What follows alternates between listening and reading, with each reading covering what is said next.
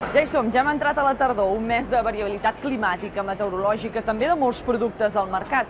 I avui serà precisament això el que farem, saber quins són els millors productes que hem de comprar i qui ens ho ensenyarà. Doncs bé, serà en Josep Faura. Si us recordeu, la setmana passada vam estar a Mercabarna. Serà ell qui ens recomani de tots aquests productes quins són els millors de cara a aquesta tardor.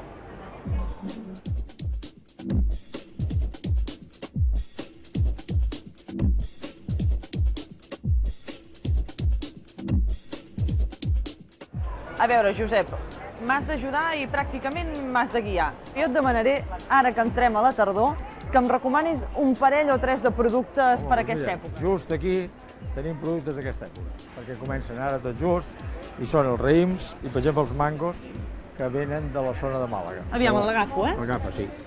Veus? Aquest és un mango que està collit d'ahir, està en perfecte estat. D'ahir, em dius, sí, aquest està collit d'ahir. I quina diferència hi ha entre aquests? Bueno, perquè aquest és d'un tercer país. O sigui, que m'estàs dient que aquí tinc un que ha vingut d'aquí al costat i aquest com ha vingut, amb vaixell o amb avió? Aquest ha vingut amb avió, que a més ja ho posa l'etiqueta. Ens quedem amb el de proximitat aquests mesos. Primer el de proximitat. Molt bé. I després el d'avió, que és el més fresc perquè té només 12 hores de viatge. Per tant, també és fresc. És que a mi que m'agrada molt el mango, trobo que els del vaixell són diferents dels de l'avió, m'agraden més els de l'avió. És que els del vaixell tarden 15 o 20 o 25 dies a arribar.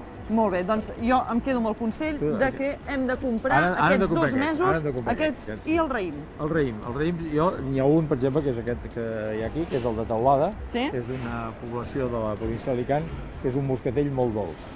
Perfecte. I després ja hi ha raïms italians, que potser no són tan dolços, però són extraordinaris. Aquests d'aquí, amb el gra una mica més gros. Com pots veure, són d'un gra més gros, però aquests són més petitets, però... Una mica més dolços, potser. I només a la seva època dura pràcticament un mes. Molt bé, doncs em quedo amb aquest consell. Mango i raïm. Mango i raïm. Molt bé. Vinga. Anem-hi, doncs.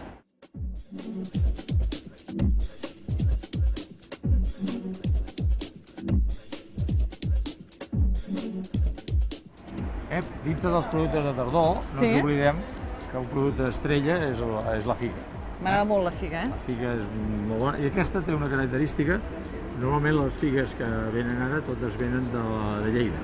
Aquesta, en canvi, és d'aquí del Baix Llobregat. Del Baix Llobregat, d'aquí mateix. No hi ha masses plantacions al Baix Llobregat, però aquesta és una plantació que encara es conserva. Molt bé, per tant, doncs, ens toca el raïm, el mango i la senyora figa, La senyora figa, i més.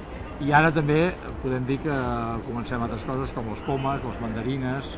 Ara hi ha moltes coses. Doncs això ho anirem veient, m'ho hauràs d'anar ensenyant. T'ho aniré ensenyant. Molt bé.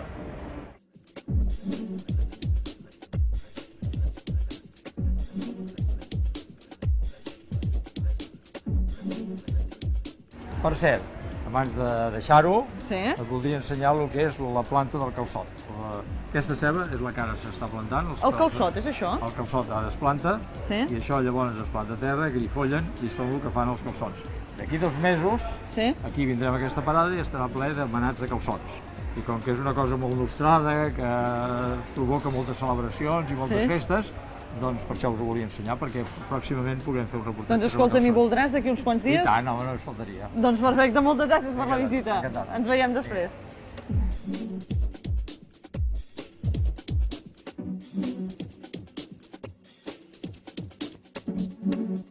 Doncs per aquesta setmana ho deixem aquí amb les recomanacions que ens ha fet el Josep. Per tant, doncs, toca mango de proximitat, que el tindrem setembre i octubre, el raïm i les figues.